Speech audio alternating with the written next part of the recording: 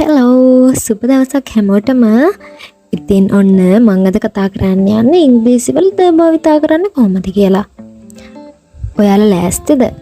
අපි බලමු ලේසි විදිහට ද පාවිච්චි කරන්න කොහොමද කියලා.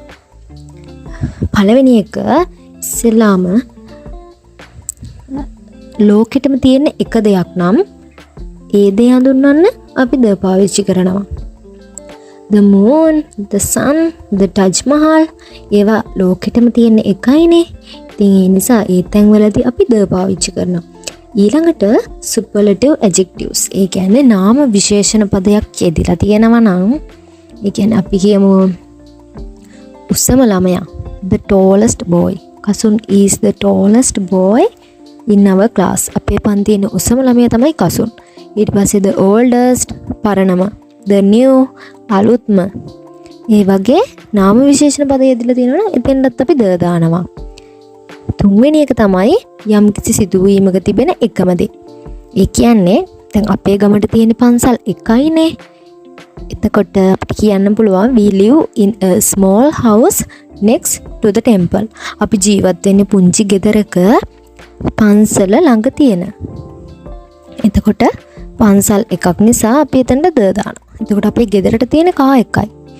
එතකොට අපිට ලියන්න පුළුවන් Dad, can I borrow the car? The car. තාත්තේ මට කා එක ගන්න පුළුවන්ද? අන්න ඒ වගේ තැන් වලට අපි ද දානවා. ඊට පස්සේ අපි කිව්වොත් අන්න අතන ඉන්න පූස දිහා බලන්න. Look at the cat over there. The cat. පූසා. අන්න එහෙම. හතරවෙනි එක දැනටමත් කතා කර කර ඉන්නේ. ඒ කියන්නේ අපි දැන් කාට හරි මොකක් හරි කියනවා නම් ඒ වෙලාවට අපි යොදාගෙන නාමපද වලට අපිට ද දාන්න පුළුවන්. ඒ කියන්නේ I got a cap yesterday. The cap is very beautiful. මං ඊයේ කැප් එකක් ගත්තා. ඒ කැප් එක හරිම ලස්සනයි. අන්න ඒ වගේ තැන්වලදී the cap. ඊළඟ එක සංගීත භාණ්ඩ. සංගීත භාණ්ඩ ගැන කතා කරනකොටත් අපි ද තමයි පාවිච්චි කරන්නේ. The piano, the guitar, the drum, the cymbal, the bass අන්න ඒ වගේ. ඊළඟ එක සේවාවක් ගැන කියනකොට එතනදිත් අපි ද තමයි පාවිච්චි කරන්නේ. පොලිසියකින් කියන්නේ සේවාවක්නේ. එතකොට අපිට ඒ තැන් වලදී දාන්න පුළුවන් the police. ඊළඟට විශේෂ මිනිස් කණ්ඩායම්. කියන්නේ දුප්පත් මිනිස්සු ඉන්නවා, පොසත් මිනිස්සු ඉන්නවා, ලස්සන මිනිස්සු ඉන්නවා. අන්න ඒ වගේ තැන්වල අපි පාවිච්චි කරන්නේ the poor දුප්පත් මිනිස්සු, the rich පොසත් මිනිස්සු. විශේෂිත රටවල්.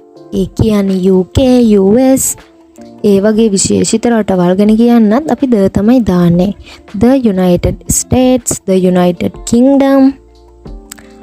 ඊළඟට බහුවචන නාමපද තියෙන රටවල්. දැන් අපි ගත්තොත් මේකේ තියෙන නෙදර්ලන්ඩ්ස්, පිලිපීන්ස් අන්න ඒ වගේ බහුවචන ආකාරයෙන් ඉවර වෙන්නේ. නෙදර්ලන්ඩ්ස්, පිලිපීන්ස් අන්න ඒ වගේ බහුවචන ආකාරයෙන් තියෙන රටවල් වලට අපි ද තමයි පාවිච්චි කරන්නේ. හිතනවා ඔයාලට මේ මං කියපුවා තේරෙන්න ඇති කියලා. ඉතින් මේ හරිම සිම්පල් ලේසි රික්‍රට්ස් ටිකක්. ඔයාලා මේවා මතක තියන් ඉඳලා හරියට ද පාවිච්චි කරන්න. මං හිතනවාද වීඩියෝ එක ඔයාලට ගොඩක් වැදගත් වෙන්න ඇති කියලා. ඉතින් අපි තව වීඩියෝ එකකින් ඉස්සරහදී හම්බෙමු. අපිව subscribe කරලා තියාගන්න, like කරන්න. කිංගන්න